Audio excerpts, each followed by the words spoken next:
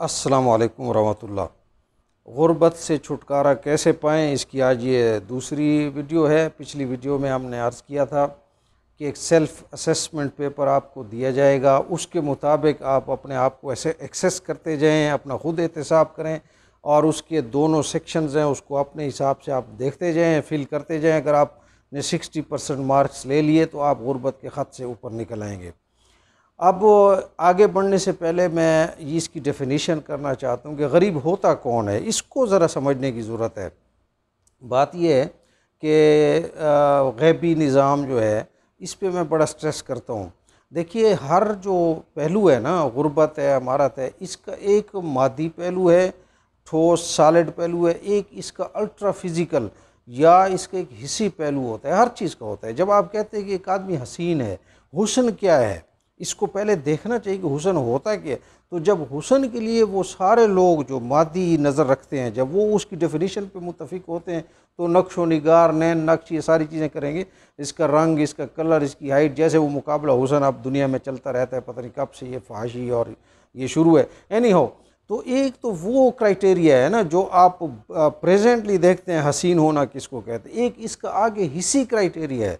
एक आदमी है, खुदा न खास्ता उसे बू आती है, अब अगर वो बहुत भी हसीन हो, आप उसके साथ बैठने को भी तैयार नहीं होते। एक आदमी की मेंटल लेवल ऐसी है कि वो मतलब है कि चबली चबल किस्म का आदमी है, तो उसके साथ बैठने को भी, उसके हुस्न को आप क्या करेंगे।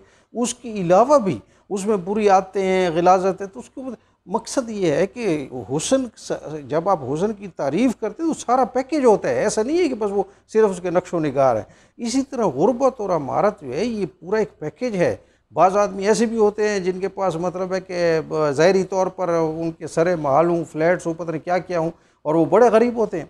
और बाज़ ऐसे भी होते हैं कि जिनके पास कुछ भी नहीं होता, वो बड़े अमीर होते हैं। तो ये सारा एक पूरा एक पैकेज है। इस वक्त इसको भी डिस्कस नहीं करना, हम आगे चलते हैं।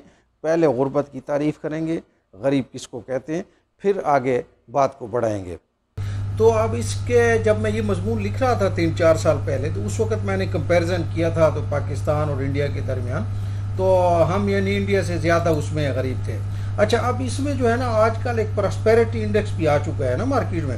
अब उसके लिए हिसाब से जब मैंने वो कंपैरिजन किया तो उस वक्त 3-4 साल पहले पाकिस्तान जो है वो इंडिया से ज़्यादा खुशहाली में था। तो यानी बात यूँ बनी कि इंडिया जो है ना वो हमसे ज़्यादा खुशहाल मुल्क है, अमीर है, जबकि हम इंडिया से ज़्यादा खुशबाश हैं या हैप्पी लोग हैं। अच्छा, ये जो इंडेक्स बनाते हैं ना, इसमें मुख्तलिफ फैक्टर्स वो लेते हैं, सर्वे करते हैं, तो उसमें एक तालीम का फैक्टर भी लेते हैं। अब इसमें एक बदकिस्मती ये है कि तालीम सिर्फ उसी को कंसिडर करते हैं जो ABC हो, और ये हमारे यहाँ जो मजहबी तालीम है इसको ये तालीम कंसिडर ही नहीं करते ना।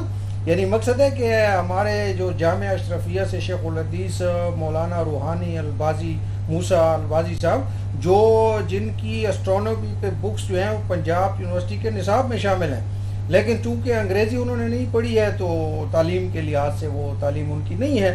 तो अब इस लिहाज से पाकिस्तान में चूँकि वो तालीम इस लिहाज से नापी जाएगी, तो ये जो 10-20 लाख उलमा हैं इनको तो तालीम याफ्ता कंसिडर ही नहीं किया जाएगा, और इसी तरह हमारा खुशहाली का इंडेक्स बनेगा।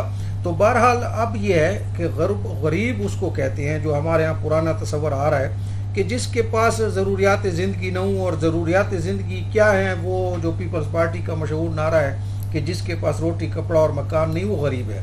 मेरा ये ख्याल है कि मौजूदा दौर के लिहाज से कुछ और भी ज़रूरी चीज़ें हैं जो शामिल कर लेनी चाहिए, और उसमें ख़ास तौर पर ये बच्चों की तालीम के अखराजात हैं। तालीम आजकल चूँकि तिजारत हो गई है, हालांकि हुकूमत का काम था कि मुफ्त तालीम फराहम करती, और इसके अलावा जो है ये आजकल जो हमारे समाजी तकरीबात हैं, न चाहते हुए भी आपको इसमें हिस्सा लेना पड़ता है, इसका एक अच्छा खासा एक्सपेंडिचर है, तो ये भी साथ शामिल करना चाहिए। तो बहरहाल मैंने जब ये मजमून आप गुर्बत का हाल हम कंसिडर कर रहे हैं तो इसमें 5 फैक्टर्स को लेंगे कि कैसे हम इनको आगे डेवलप कर सकते हैं। तो इंशाअल्लाह अज़ीज़ हमारे आगे, जैसे हमने पहले अर्ज़ किया कि 2 हिस्से होंगे मजमून के या इस पेपर के, एक 60 नंबर का, एक 40 नंबर का, और हम इस हिसाब से इसको आगे एनालाइज करेंगे, असेसमेंट करेंगे। एक बात याद रखिए कि जो आपके फैमिली फ्रेंड्स हैं उसमें आपके साथ कम से कम 50% ऐसे हों जो आपसे गरीब हों, और 25% आपसे अमीर होने चाहिए। 25% लोग जो हैं वो आपके बराबर के होने चाहिए।